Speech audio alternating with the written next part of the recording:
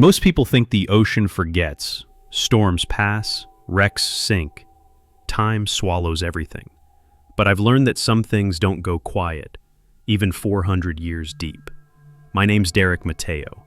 I'm a commercial diver, salvager by trade.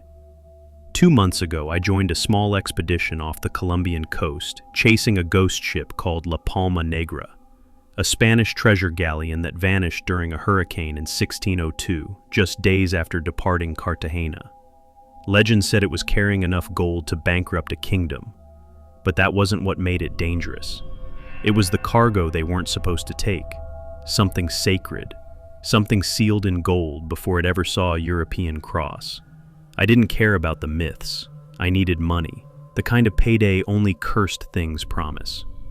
The woman who hired me, Valeria Cruz, was a Colombian marine historian and wreck hunter, smart, focused. Her grandfather had died searching for La Palma Negra decades ago. When she inherited a letter written in 1689 by a dying Jesuit monk, complete with hand-drawn coordinates and a warning to bury the breathless queen deeper than gold can reach, she hired a boat, assembled a crew, and called me in to dive it. The crew was small. Valeria led the operation. Marcus was our tech diver and camera guy, an adrenaline junkie obsessed with streaming the whole thing for views. Noah, quiet and religious, handled rigging and gear, and Captain Rojas, a crusty old fisherman who knew the waters better than any GPS. He didn't speak much unless there was rum involved, and even then, he warned us to stay away from the reef, said the water there wasn't right. We spent 3 days scanning the seafloor off the Rosario Islands. Coral can hide a lot, but we were looking for something big. Finally, on the 4th day, we found it. A dark shadow nearly 160 feet long, wedged between a limestone ridge and a shelf of black coral. The submersible drone confirmed it. A Spanish galleon, mostly intact, listing slightly to port. Its hull was scorched black, like it had burned underwater. We saw cannons scattered in the sand, a snapped mast, and, still visible on the stern in worn gold letters, the name, La Palma Negra. Valeria's hand shook. "It's real," she whispered. Her fingers brushed the necklace around her neck, a Spanish coin worn smooth from time.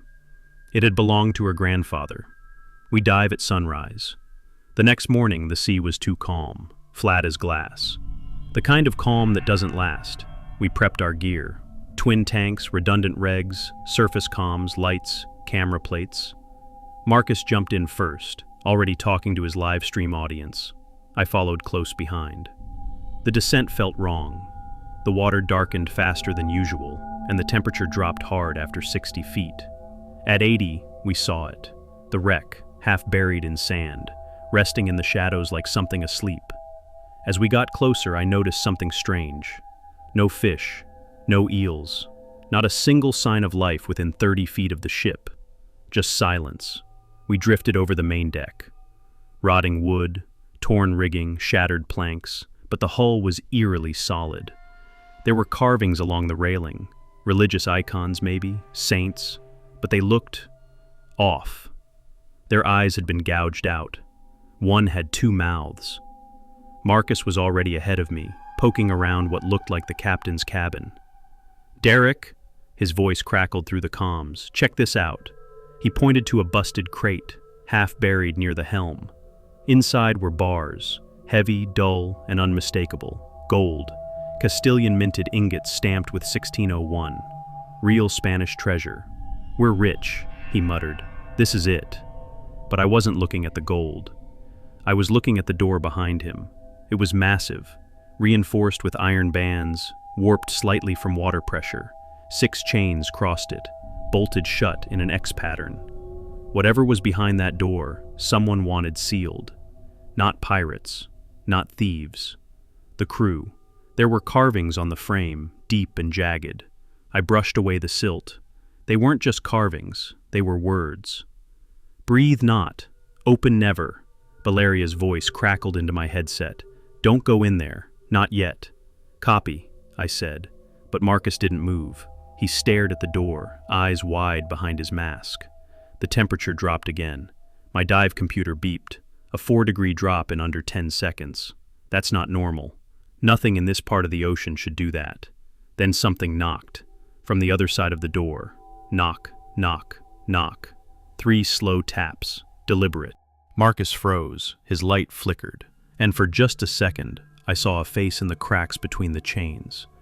Not skeletal, something bloated, wet, watching us. I swam forward and grabbed Marcus's gear, yanking him back. He shook his head like he'd just woken up. "I thought someone was in there," he said. "There isn't," I lied. "Let's surface."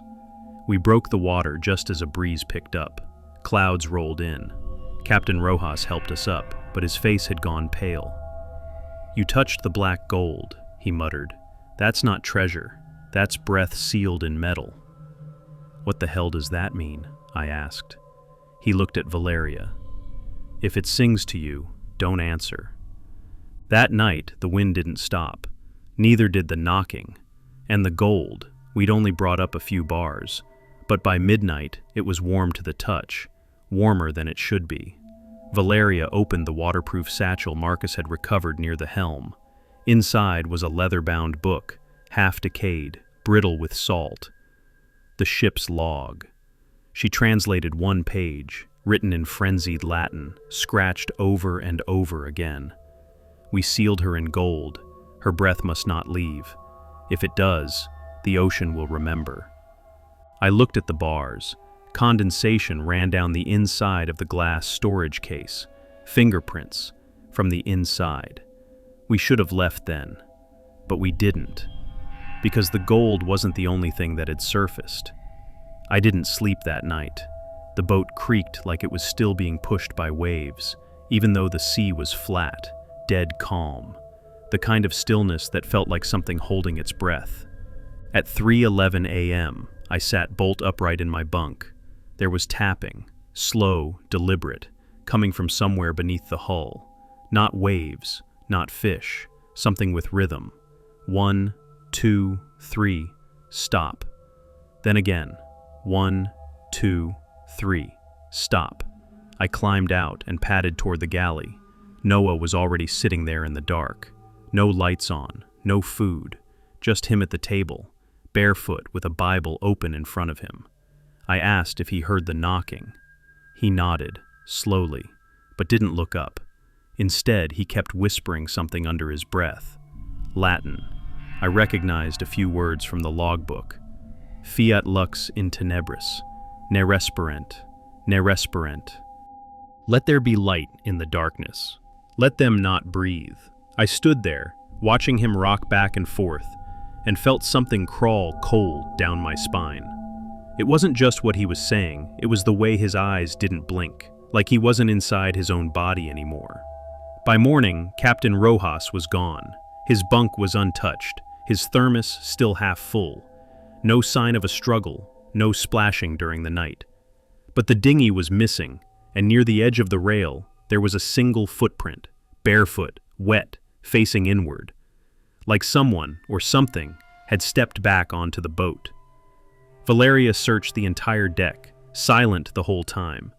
Marcus insisted the captain had just ditched us. Locals always freak when things get weird, he said, trying to laugh. But it didn't land. No one laughed. We tried the radio. No signal. The satellite phone was dead. Even the backup GPS glitched out every third ping. Valeria suggested we wait. Marcus wanted to dive again. He said we had enough footage to go viral. "This is the kind of story people obsess over," he said. "Haunted ship, missing captain, treasure. We'd be idiots to stop now." Valeria hesitated. Then she looked at the case holding the gold bars. Water pooled at the bottom of the display, even though it was sealed tight. "If we're going back down," she said finally, "we open the captain's quarters." The second dive felt heavier. The current was slow, but the water pressed in around us like a vacuum. Visibility had dropped. The sunlight barely reached past 30 feet, and the deeper we went, the more everything turned gray. La Palma Negra had shifted slightly. Still intact, still upright, but something in its posture had changed. Like it wasn't sleeping anymore. Like it was watching us come back. We moved across the deck toward the captain's quarters. The door loomed larger underwater than I remembered.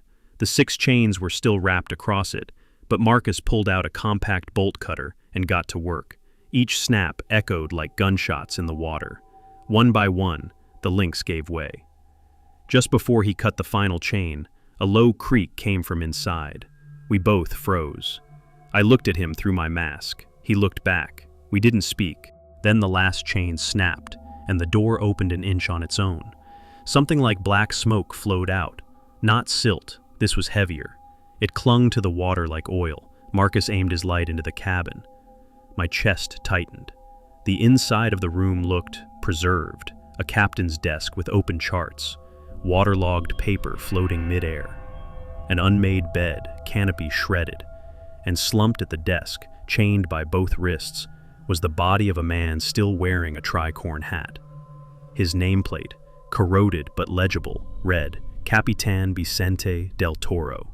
We drifted closer. My flashlight caught a small metal box bolted to the floor just beneath the desk. Inside was a small object, wrapped in red velvet, bound in rope, and sealed with a wax stamp that had cracked open. The parchment beneath it read, "Do not breathe near it. It remembers." The wax bore a symbol, one I recognized from the logbook, a spiral sun crossed by a vertical line. Marcus reached for it. Then all our lights died at once. My chest seized. Blackness swallowed everything. Total, smothering. And then, through the comm system, I heard my own voice. Turn back. But I hadn't said anything. That was my voice, my tone, but not from me. I called out to Marcus, heart pounding. No response. I twisted in the water, trying to orient myself. A pale shape drifted past. I flashed my backup light and found Marcus just outside the room, staring back at me. "You all right?" I asked. No response. He just blinked, slowly, then tilted his head in a strange rhythm. 1, 2, 3, stop. Then he turned and started swimming upward. I followed, kicking harder than I needed to. I didn't want to be down there any longer than I had to. Back on deck, Marcus collapsed to his knees and vomited seawater. Too much of it. Far more than his lungs could have held. It poured out of his mouth and nose, streaked with bits of black algae, and something else, something like a fingernail. He gasped once, then whispered, "She saw us." We got him inside. Valeria wrapped him in blankets and sat with him while he shivered. Noah stood in the corner, silent, holding his Bible upside down. Valeria flipped through more pages of the logbook, her brow furrowed. "They knew what they were transporting," she said. "This wasn't just a treasure run." She handed me a page. On it, in frantic, near-illegible Latin, someone had scrawled, "The idol was found in a pit of bones, guarded by silence. We named her La que no respira, the one who does not breathe. She promised fortune. We took her breath. Now she takes ours." I looked at the gold bar we'd brought up. There were new markings on its surface, tiny, scratched by something sharp. At first they looked random, but then I saw the spiral sun. And beneath it, a single, perfect thumbprint, pressed from the inside. That night, the mirror above the galley sink fogged over, then cleared. Not with our reflections, with something else. A woman, bloated, pale, eyes blank, mouth packed with gold coins. She wasn't moving with the boat. She wasn't reacting to the light. She was watching, and behind her, I swear I saw Marcus. But Marcus was asleep, or pretending to be. At 4:17 a.m., he whispered something in perfect Castilian Spanish. He doesn't speak Spanish, and when I leaned in to hear, his lips weren't moving. We stayed anchored another night, though neither of us said why. The plan was to call for pickup, but the radio was still dead, and the sat phone only hummed with static. Marcus insisted he was fine, though he'd barely spoken since coughing up seawater. Valeria wanted to document the wreck in more detail, but I could see it in her face. She didn't want to go back down either, not really. It wasn't just fear.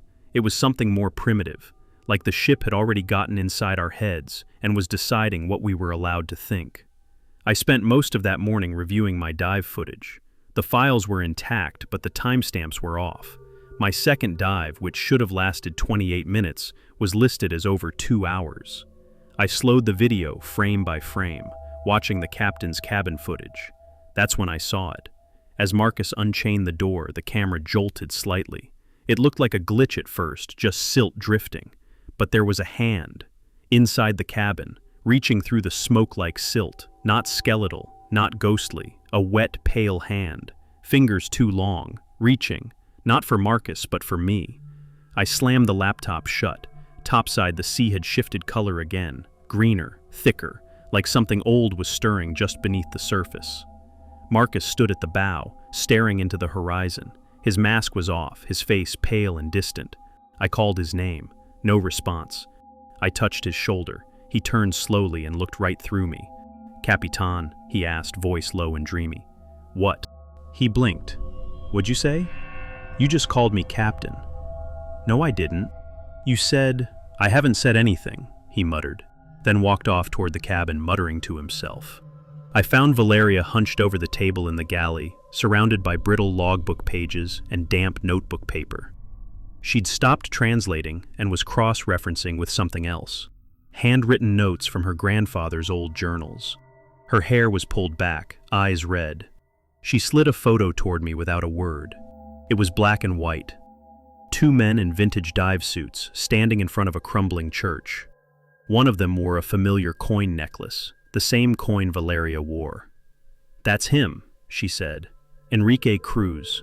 He dove La Palma Negra in 1947. He and another man claimed to have found the wreck, before a mudslide buried it again. He came back with one artifact, an idol, said it was wrapped in velvet. No one ever saw it. A week later, he walked into the ocean and disappeared. His body was never found." I looked down at the map she'd drawn.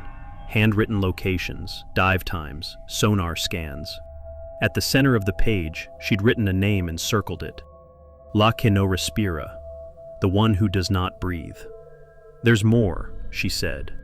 "In one of the captain's logs, someone scratched in names, carved them into the wood of the cabin wall like tally marks. Hundreds of them." She handed me a still frame from Marcus's GoPro. It showed the wall just behind the captain's desk, waterlogged and layered with gouged-out names. Most were too faded to read, but two stood out clearly. One, Enrique Cruz. The other, carved directly beneath it in fresher lines, was Valeria C. "You carved that in?" I asked. She shook her head. "I've never stepped foot in that room." Then we heard Marcus scream. We ran to the deck. He was standing near the stern, camera in one hand, trembling. He pointed toward the water. "She's in the mirror," he stammered. "She's not supposed to be in the mirror." We followed his line of sight. The trim near the portside engine was polished steel, reflective in the right light. But what we saw there wasn't our reflection. It was her, the woman from the logbook, bloated, floating just beneath the waterline, hair like seaweed, eyes white and bleeding from the corners. Her mouth stretched unnaturally wide, jammed full of gold coins. She didn't blink. She didn't move. The water rippled around her, but she stayed completely still. Then, without warning, her mouth opened wider. Not to scream, to show us something. Inside her throat, there was a shape. Not a tongue, a coin, perfectly round, etched with the same spiral sun symbol. Marcus dropped his camera and backed away.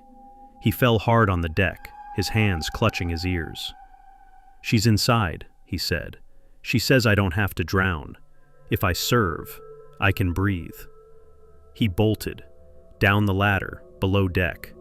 Valeria and I followed. He wasn't in the cabin, not in the galley.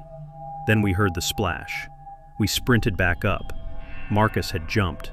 We reached the rail just in time to see the top of his head vanish beneath the water. No thrashing, no panic. He didn't kick. He just sank, arms outstretched like he was falling into bed. We searched for 10 minutes. Nothing.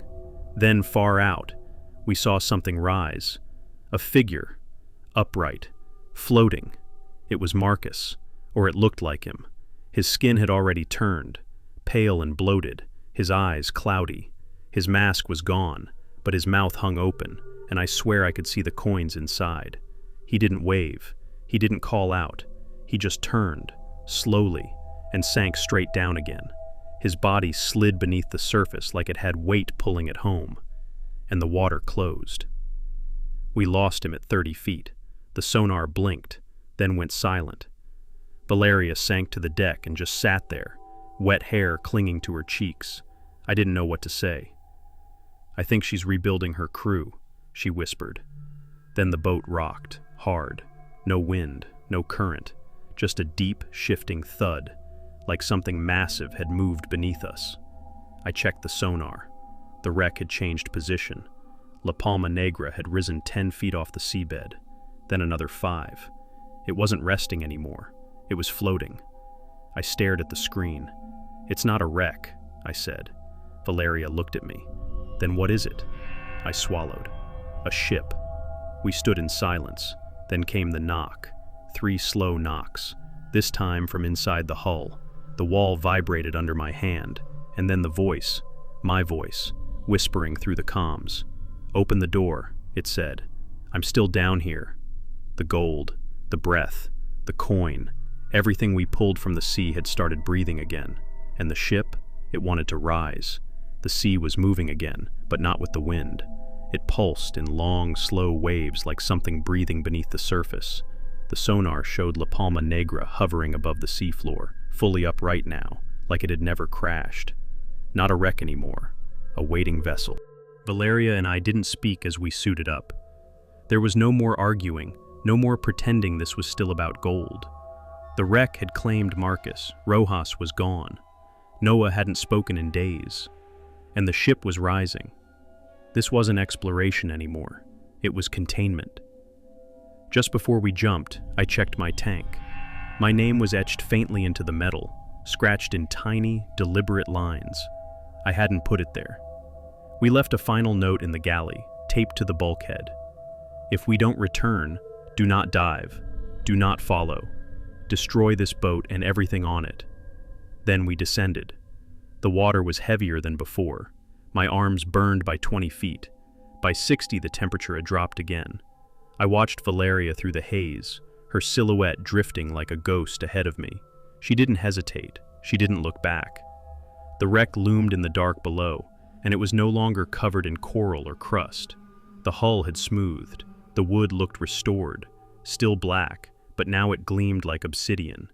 We entered through the captain's quarters, the door hanging ajar, like it had been waiting for us to return. The air, or whatever filled the space, was thick, charged. My lights flickered but held. The carvings on the inner walls had changed again.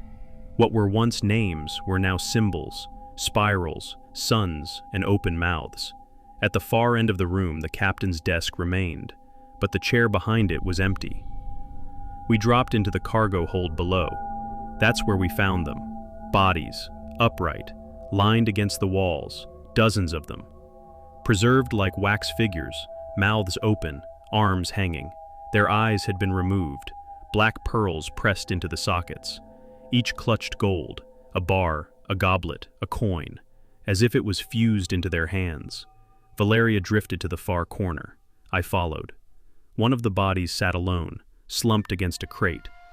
A necklace of tarnished Spanish coins clung to its neck, the same coin her grandfather had worn.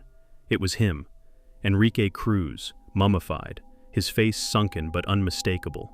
His jaw hung open in an expression of something I couldn't read, anguish maybe, or relief. His fingernails had grown long, curling into the wood beside him, as if he'd been alive down here, long enough to change. Valeria didn't speak.